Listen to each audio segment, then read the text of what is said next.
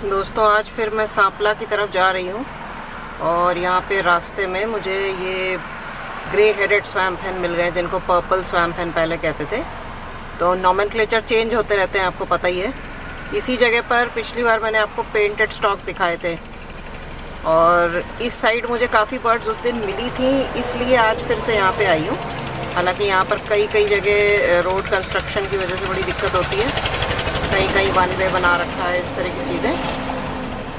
लेकिन उस दिन मुझे इस तरफ काफ़ी बर्ड्स मिल गई थी, आइबिस भी मिले थे और जो स्टॉक्स भी मिले थे। तो इसलिए मैंने सोचा कि आज फिर मैं यहाँ पे आ जाती हूँ एक बार। तो देखते हैं आज क्या क्या मिलता है। आज फ़िलहाल ये स्वैम्प हेन मिल गए हैं यहाँ पर, पानी है यहाँ पे, तो अलग अलग टाइप की बर्ड्स मिलेंगी ही। अभी कुछ और भी यहाँ पे, मेरे ख्याल से छोटी सी एक मोर हेन थी जो पानी में तैर रही थी। देखती हूँ अभी थोड़ा पास जाके। ये 2 स्पॉट बिल डक्स हैं यहाँ पे, एक इधर है और एक अभी यहाँ पे और थी, ये आगे जा रही है। इस जगह पे जहाँ ये घास है, यहाँ पे उस दिन बहुत सारे कॉर्मोरेंट्स बैठे हुए थे और ईग्रेट भी था और पेंटेड स्टॉक, बुली नेक स्टॉक वगैरह भी यहाँ पर थे। उसके बाद हालांकि और बारिश आई है, लेकिन ये सब जगह बदलते रहते हैं अपनी। कहीं और फीडिंग ग्राउंड इनको समझ में आता है तो वहाँ भी चले जाते हैं। ऐसा भी हो सकता है कि यहीं आसपास हो, इस समय यहाँ पानी में नज़र नहीं आ रहे हैं। लेकिन अभी ये जगह कंड्यूसिव है इनके लिए, रहने के लिए अच्छा है इनके लिए। खाना भी काफ़ी मिल रहा होगा इनको यहाँ पे। ये देखिए पीछे कई सारी बर्ड्स अभी उड़ के आई हैं।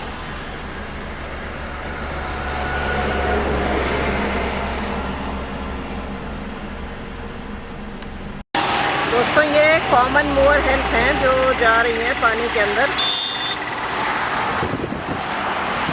और अभी ये डक्स भी यहाँ तैरने लग गई हैं। देखिए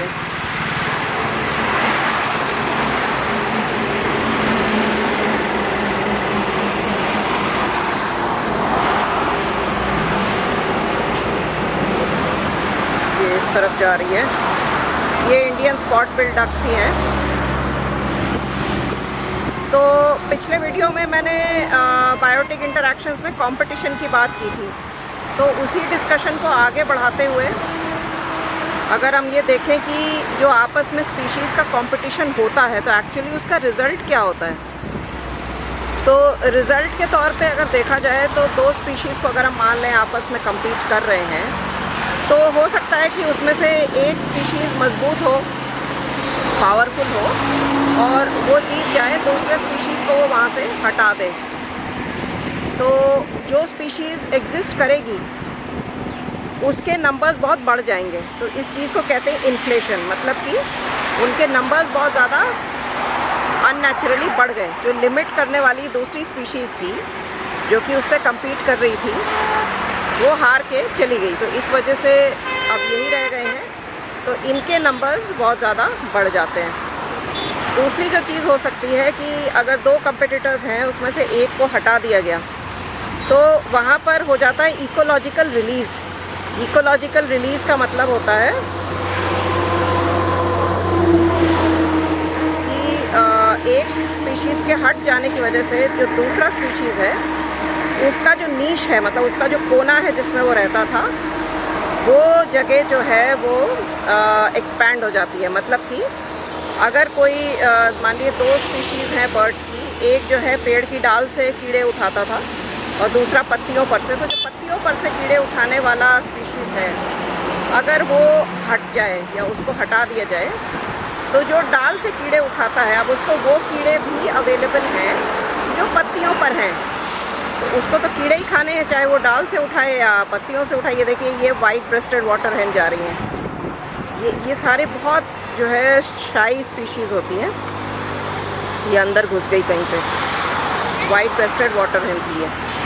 और पीछे देखिए ट्रेन भी जा रही है।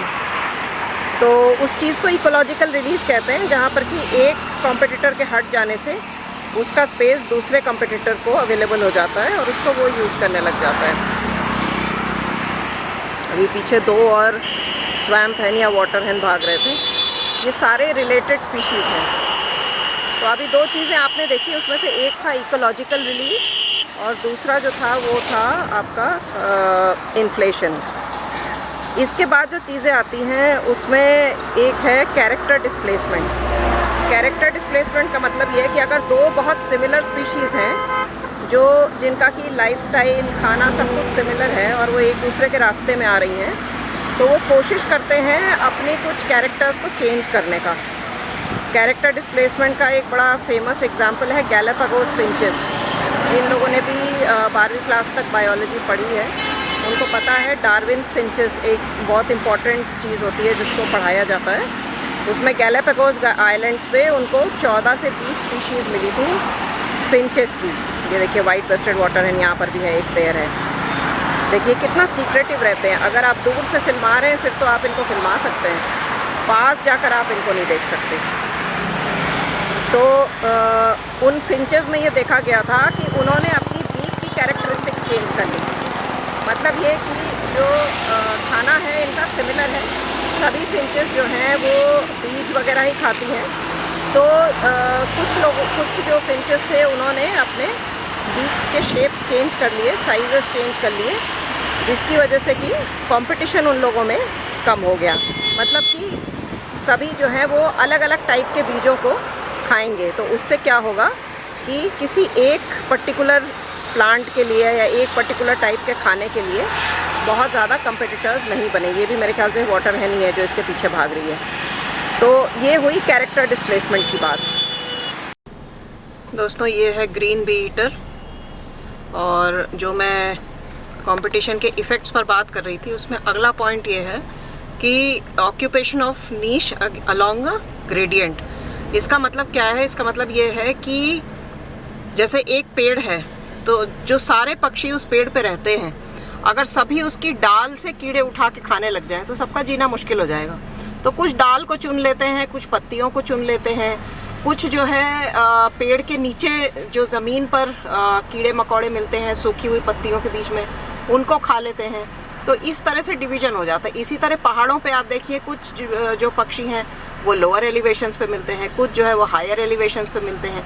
ज़्यादातर जो मिड एलिवेशंस हैं, मतलब कुछ आप ये समझ लीजिए 3000 से लेके 7000 फीट तक जो हाइट है, इस वाले रेंज में आपको सबसे ज़्यादा स्पीशीज़ मिलेंगी, क्योंकि यहाँ कंडीशंस भी फेवरेबल हैं, खाने के लिए भी बहुत कुछ है। तो इसलिए इस एलिवेशन को मिड एलिवेशन कहा जाता है और इसको सबसे ज़्यादा स्पीशीज़ पसंद करते हैं। उसके बाद जो एक चीज़ इसमें है वो है आपका कंपेटिटिव एक्सक्लूजन। अब देखिए मैं उसी जगह पे आ गई हूँ जो मैंने आपको पिछली बार भी दिखाया था, और ये जो जगह है यहाँ पर वाटर हाइसिंथ बहुत सारी इकट्ठा हो गई है। अभी मैं नीचे उतर के वहाँ पे पास में जाके भी देखूँगी, थोड़ा बहुत बदबू आती है यहाँ से, और पूरी जगह ये चोक हो गई है। तो जो मैं आपको पिछली बार भी बता रही थी कि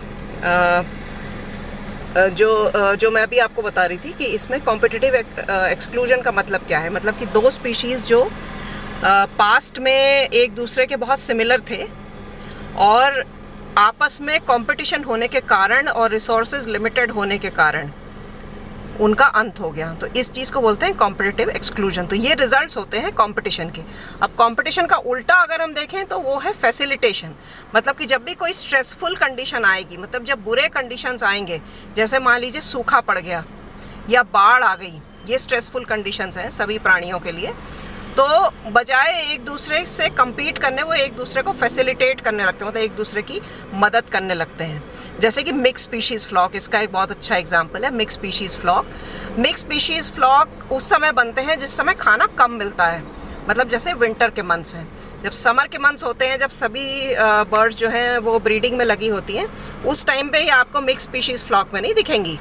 उस टाइम पे ये सब अलग अलग ही होते हैं। उस टाइम पे इनफैक्ट ये एक दूसरे से कम्पीट भी कर रहे हो सकते हैं, क्योंकि ज़्यादातर इंसेक्टिवोरस बर्ड्स मिलके बनाती हैं मिक्स स्पीशीज़ फ्लॉक, जो मैंने पहले भी आपको कई बार बताया है।